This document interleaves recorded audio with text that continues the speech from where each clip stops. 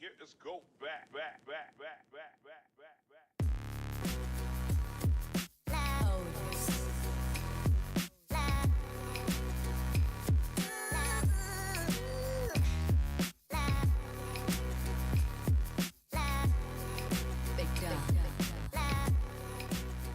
This is a video response to a video by Matt Christensen titled Questions for Sam Harris on Identity Politics, the Most Detestable. Since I see it as unlikely that Sam will respond to you directly, and as a fan of both of your works, I'll give answering your questions a shot. Sam said, "Surely white identity politics is the most detestable of all. The necessary context, of course, is the last 200 years of human history." To this you responded, "Now, that explanation to me is insufficient to justify what I read as a claim that a bad idea is more or less justifiable depending on the race of the idea holder. You also say that you like the practice of steelmanning those you critique, so I'll help you steelman Sam." Sam frequently comments on the links between ideas and consequences, which makes sense because he's a utilitarian, and utilitarians are big on consequences. One might say it's the basis of their entire philosophy. Sam has especially focused on religious doctrines and their connection to real-world outcomes. In particular, he has spoken about the links between the doctrine of jihad and acts of global terrorism, focusing on how the former contributes in important ways to the latter. His claim is that the specific idea that one shall be rewarded in the afterlife for destruction in this life has led to specific violent acts of terrorism. This seems reasonable. If Sam was alleging one kind of identity politics was better than another, merely on the basis of the skin color of the person espousing said beliefs, this would seem to be divorced from what Sam supposedly cares about, namely consequences. After all, a white person could believe black identity politics, and therefore they would be the exact same politics, and potentially have the same exact consequences. If I say Asian people are the best and should take the country by force, and you say it should be Brazilians that should take the country by force, both of our beliefs seem to yield similarly bad consequences for the country on their face. Another possibility is that Sam is alleging that despite sharing the same politics with different melanin requirements, one group's identity politics have been more effective or more harmful, merely as a matter of circumstance. That is, perhaps the KKK and Black Lives Matter have equally destructive ideas, potentially, but because those sharing views of the KKK have been more influential, theirs have been the most harmful. However, this too is somewhat unsatisfactory, since it is merely an accident of history that some groups have been more successful in affecting their equally pernicious beliefs on society. Still, one could argue that the greater body count makes one set of ideas more detestable, even if they are not more inherently dangerous. There may be a stronger case, however, if Sam means that there is a difference in kind between white identity politics and other popular forms of identity politics. It is through this lens that the rest of Sam's comments seem to make sense. Suppose Sam believes that a greater percentage of people who engage in or support white identity politics also believe that violence is an acceptable or worse morally required means of achieving their ends, as opposed to black identity politics.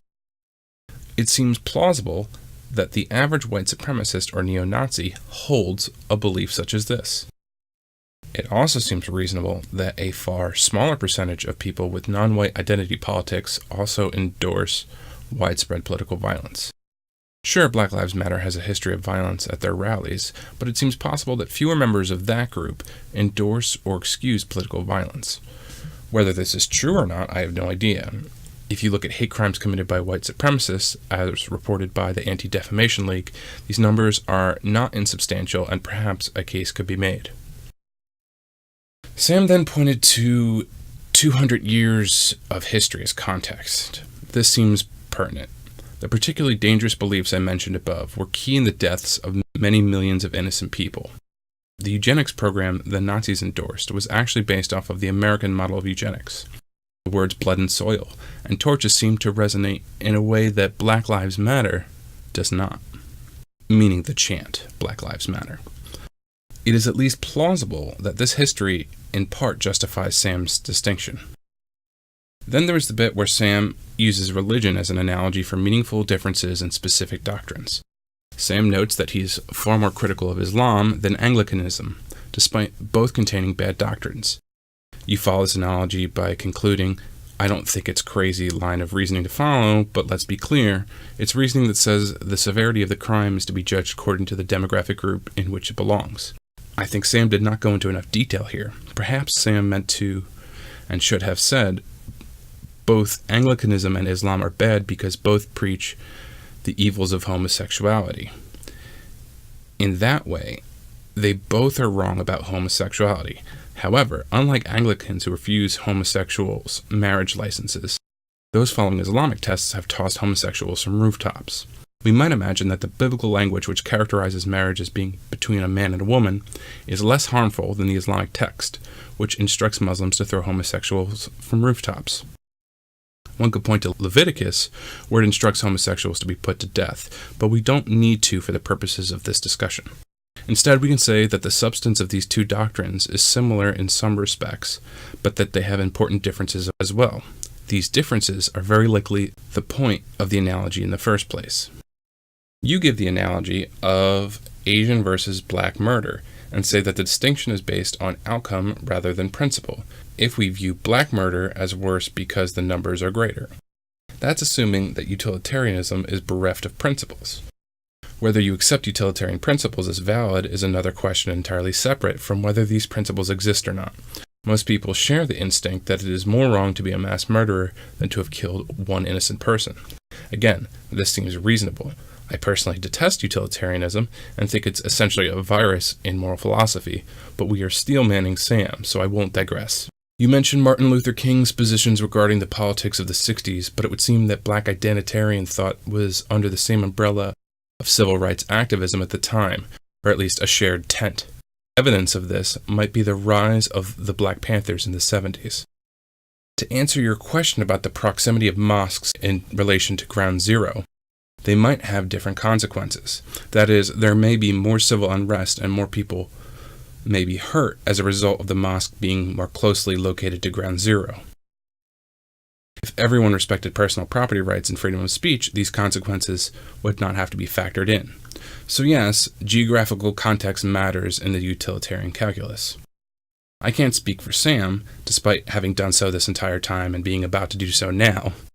But I would imagine that if you pressed him, he would say that all societies, despite historical context, should respect freedom of speech to its fullest extent.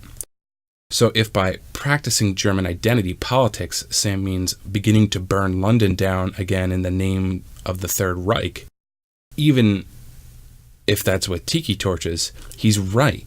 That would be continuing a war that people still hadn't finished rebuilding from.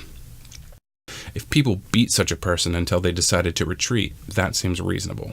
Sam has a blind spot for government and people using it to affect their wills. We might come back at Sam with the question of how one ranks danger. Perhaps one group endorses violence as a means to their terrible ends, but it's not very likely that that will actually be effective, such as perhaps the white supremacists, while another group embraces, to a lesser extent, violence.